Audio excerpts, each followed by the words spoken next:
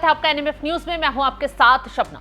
चोरी ऊपर से सीना चोरी, ये कहावत तो आपने हजारों बार सुनी होगी, लेकिन आज बेंगलुरु की गलियों से जो हकीकत निकलकर सामने आई है वो इस कहावत को छोटा साबित कर देती है। जरा सोचिए, आप रात को सुकून से अपने घर में सो रहे हैं, एक चोर दीवार फांदकर आपके घर में घुसता है, आप पर जानलेवा हमला करता है और जब आप अपनी जान बचाने के लिए उसे पकड़ते हैं तो पुलिस आपको ही मुजरिम बना देती है। जी हां, ये कोई फिल्मी सस्पेंस नहीं है, बल्कि कर्नाटक की कड़वी सच्चाई है, जहां कानून का पहिया ऐसा उल्टा घुमा कि अपराधियों के चेहरे पर मुस्कान आ गई और पीड़ित परिवार के घर के बाहर पुलिस की गाड़ियां खड़ी हो गई। क्या है पूरी हकीकत? क्या ये कोई भद्दा मजाक है या फिर सही में ऐसा हुआ है? चलिए आज हम पर्दा उठाएंगे कर्नाटक के उस सिस्टम से जिसने एक लुटेरे को विक्टिम बना दिया और एक शरीफ परिवार को मुजरिम। तो कहानी शुरू होती है 31 जनवरी की उस काली रात से, जब घड़ी की सुइयां 9:30 बजा रही थी।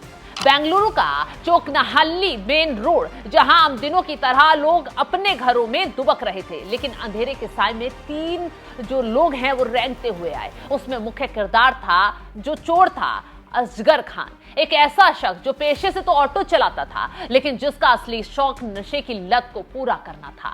नशे के दलदल में धंसा असगर जो है वो मेहनत की कमाई से ज्यादा आसानी के रास्ते की तलाश में रहता था, यानी चोरी करने लग गया। उस रात उसके साथ उसके 2 साथी रजाक और श्याम भी मौजूद थे। उनका निशाना था एक ऐसा घर जहां इन्हें लगा कि हाथ मारना आसान होगा। योजना के मुताबिक रजाक और श्याम घर के बाहर पहरा देने लगे और तभी असगर खान बिल्ली की तरह दबे पांव चारदीवारी फांदकर घर के अंदर दाखिल हो गया। वो घर के कीमती बिजली के सामान, साजो सामान को समेटने लग गया।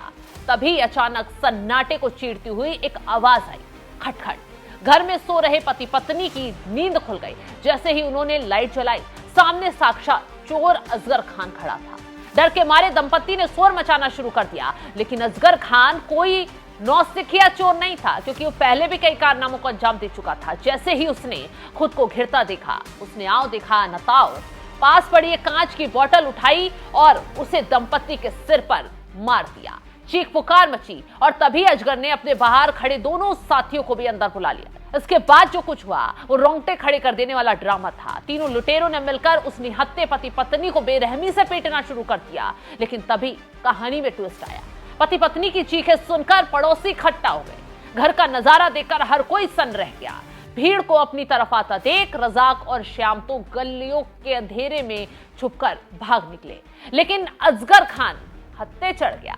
भीड़ का गुस्सा 7वें आसमान पर था। लोगों ने अजगर को वहीं मौके पर ही दबोच लिया और उसकी धुनाई शुरू कर दी। मौके पर पुलिस भी पहुंची। मरे अजगर को गाड़ी में डाला गया और लोग राहत की सांस ले रहे थे, चलो न्याय तो हो गया। लेकिन असली ड्रामा तो रुकिए, अब शुरू होने वाला था, क्योंकि ये कर्नाटक है। यहाँ अपराधी के पकड़े जाने पर कहानी खत्म नहीं होती है, बल्कि वहां से तो पॉलिटिकल गेम शुरू होता है।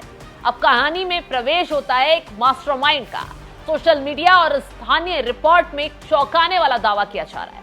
कहा जा रहा है कि जब असगर खान पुलिस की कस्टडी में था, तब एक स्थानीय मौलाना ने उसे एक ऐसी संजीवनी दी जिसने पूरे केस का रुख ही मोड़कर रख दिया। मौलाना ने असगर से कहा, घबराओ मत, कर्नाटक में तुम्हारी ही सरकार है, तुम चोर नहीं, तुम पीड़ित बनो, इन लोगों के खिलाफ खुद केस दर्ज करवाओ, तुम्हारी सुनी जाएगी।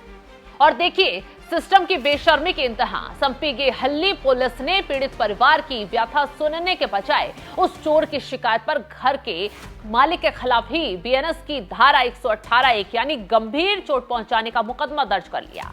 जिस परिवार का सिर फटा, जिसका सामान लूटने वाला था, जिसका चैन छीना, वो आज पुलिस थानों के चक्कर काट रहा है, क्योंकि उन्होंने एक अपराधी को पकड़ने की जरूरत जो की थी।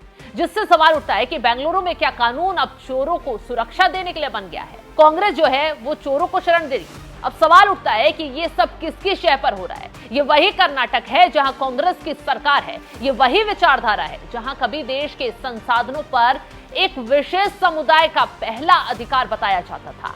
आज बेंगलुरु की यह घटना साबित कर रही कि कांग्रेस के राज में वो अधिकार शायद चोरी और सीनाजोरी तक भी फैल चुका है। तुष्टीकरण की इस राजनीति ने कर्नाटक पुलिस के हाथ पांव बांध दी। या शायद उनकी दिशा ही बदल दिया। आज हिंदू परिवारों के मन में ये डर बैठ गया है कि अगर उनके घर में कोई मुस्लिम अपराधी घुसेगा या चोर घुसेगा, उनके साथ कोई अपराध होगा, तो क्या वो अपनी रक्षा भी नहीं कर पाएंगे? क्योंकि अगर उन्होंने हाथ उठाया तो कांग्रेस की पुलिस उन्हें ही जेल भेज देगी, जैसा कि इस कांड में हुआ। हम हिंसा का समर्थन नहीं करते हैं, लेकिन जब रक्षक ही भक्षक को बचाने लगे तो समझ लीजिए कि लोकतंत्र खतरे में है। और यह घटना ब्रांड बेंगलुरु के चेहरे पर एक ऐसा दाग है जिसे धोना अब नामुमकिन सा लग रहा है। फिलहाल इस खबर को लेकर आप क्या कुछ राय रखते हैं, कमेंट बॉक्स में जरूर बताइए।